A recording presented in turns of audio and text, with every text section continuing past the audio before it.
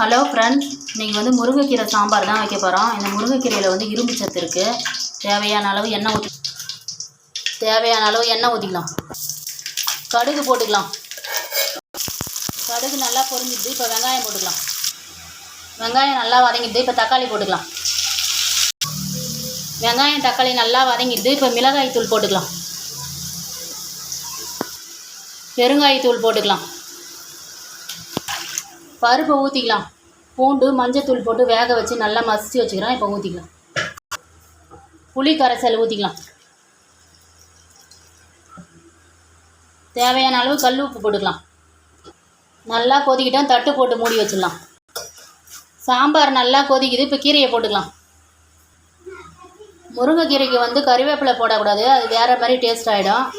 சாம்பார் நல்லா கொதிச்சிடுது பாருங்கள். இப்போ ஆஃப் பண்ணிடலாம். சுவையான முருங்கைக்கீரை சாம்பார்.